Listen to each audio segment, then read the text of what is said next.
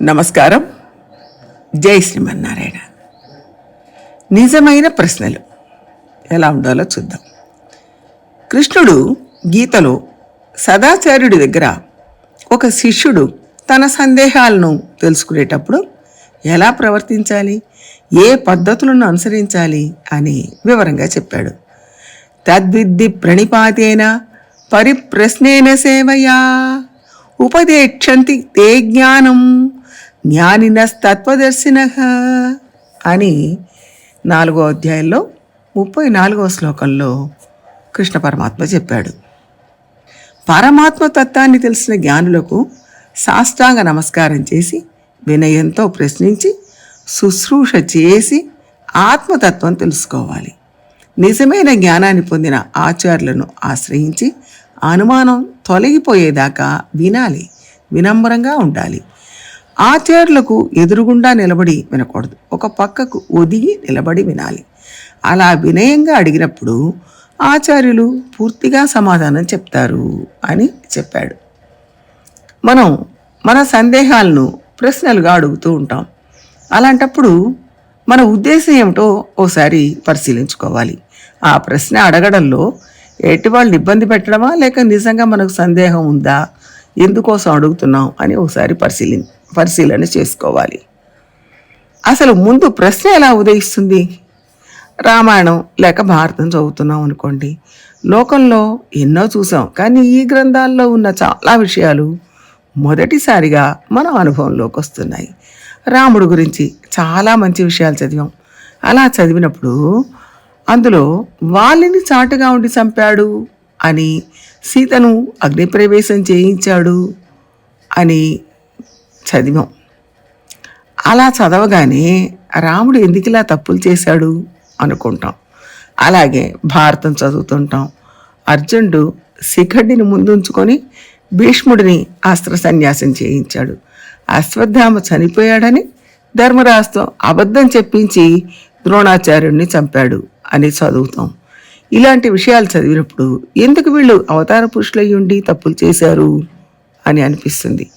ఇది మనలో పుట్టిన ప్రశ్న. నిజానికి మనకిందులో లోతుపాతులు తెలియవు. పురాణాలను పైన చదివాం. భగవంతుడి మీద, పురాణాల మీద అంతగా విశ్వాసం లేని వాళ్ళు, తమలో ఉన్న దోషాలను భగవంతుడికి ఆరోపించాలని చూసేవాళ్ళు ఇలా మాట్లాడుతూ ఉంటారు. వాళ్లతో మనం మాట్లాడుతున్నప్పుడు మీ రాముడు ఇదిగో ఈ తప్పులు చేశాడు, మీ కృష్ణుడు కూడా తప్పులు చేశాడు అని చెప్తూ ఉంటారు.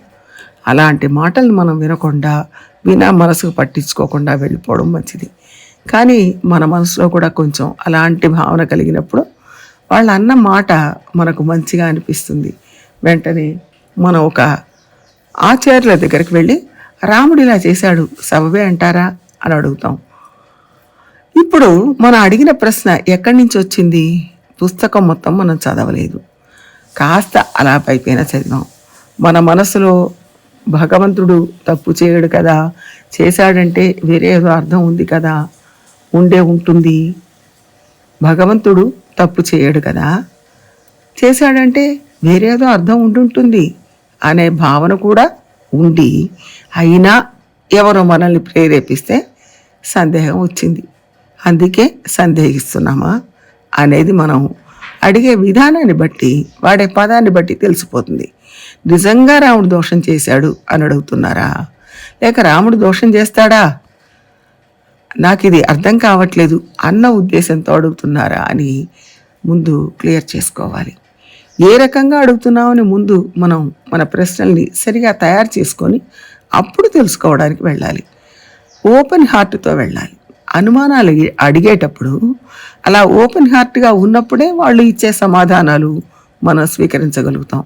అలా కాకుండా వాళ్ళు ఏం చెప్పినా నేను ఒప్పుకోను, నా ఉద్దేశమే కరెక్ట్, నేను చెప్పిందే ఒప్పు అని వాళ్ళు చెప్పారా వాళ్ళ మాట ఒప్పుకుంటా, అలా కాక నా భావానికి వ్యతిరేకంగా ఏమైనా చెప్పారా అస్సలు ఒప్పుకోను అన్న తీర్మానంతో ఉన్నప్పుడు ప్రశ్నించకూడదు.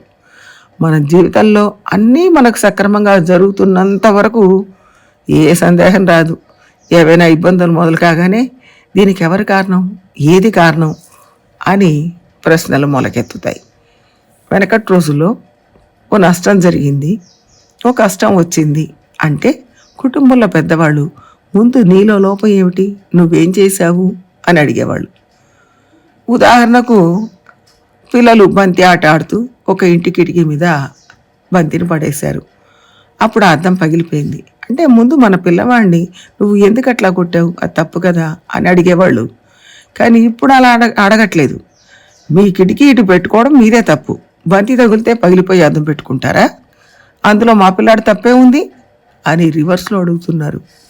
ఈ రోజులో ఎట్లా ఉందంటే నేనే ఒక పని చేశాను, చేయడంలో కొన్ని పొరపాట్లు జరిగాయి, అందువల్ల ఆ పని చెడిపోయింది, కానీ ఒప్పుకోను, వెంటనే ఈ తప్పు ఎవరి తల మీద వేద్దాం అని ఆలోచిస్తాను. ఎవరూ దొరక్కపోతే ప్రకృతి మీద వేస్తాం. అసలు ఈ తప్పు నాది కాదు, సమాజంలో దోషం ఉంది, అందుకే ఇలా జరిగింది అని వాదిస్తాం. భగవంతుడి మీద నడతాం. చుట్టూ ఉన్న వాళ్ళ చూపుల వల్ల, వాళ్ళ మాటల వల్ల ఇలా జరిగిపోయిందంటాం. అలా ఎవరో ఒకరి నెత్తిన వేయడానికి ప్రయత్నం చేస్తూ ఉంటాం. దానికి కారణం మనం చేసిన తప్పు అని మాత్రం ఒప్పుకోం. ఇంకోటి, తప్పు చేశామని తెలిసినా కూడా అయ్యో ఇలా చేశామే అని బాధపడకుండా అవును చేశాను అయితే ఏంటి అని ప్రశ్నిస్తున్నాం. ఇలాంటి విషయాలు చెప్పేటప్పుడు పెద్దగా పట్టింపులు సందేహాలు ఉండవు. పోనీ మనకేమైనా ఇబ్బందులు వచ్చినప్పుడు మనం చేసిన తప్పుకు ఫలితం అనుభవిస్తున్నాం అని కూడా భావించాం. తప్పు చేస్తే చేస్తాం, అయితే ఏ అని అనుకుంటాం. కాబట్టి ప్రశ్నించే ముందు పురాణాలను 1-2 సార్లు చదవాలి.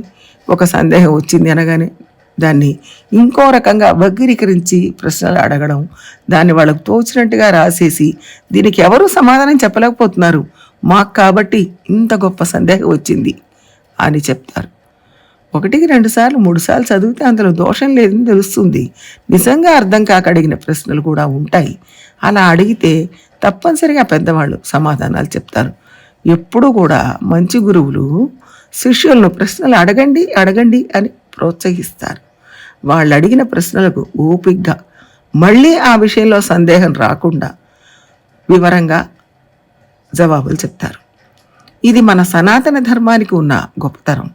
కానీ ప్రశ్నించే ముందు ప్రశ్న సరి అయిందా కాదా చూసుకోవాలి. ప్రశ్నలో న్యాయం ఖచ్చితంగా ఉండాలి. మనకు తెలియని విషయమై ఉండాలి. తెలుసుకోవాలనే తపనతో కోరికతో అడగాలి. అలా ఉంటే ఖచ్చితంగా జవాబులు దొరుకుతాయి. పెద్దలు చెప్తారు, శాస్త్రాల్లోనూ దొరుకుతాయి. ప్రయత్నం చేస్తే జవాబు లేకుండా ఏ ప్రశ్న ఉండదు. ప్రయత్నిద్దాం, తెలుసుకుందాం. జై శ్రీమన్నారాయణ.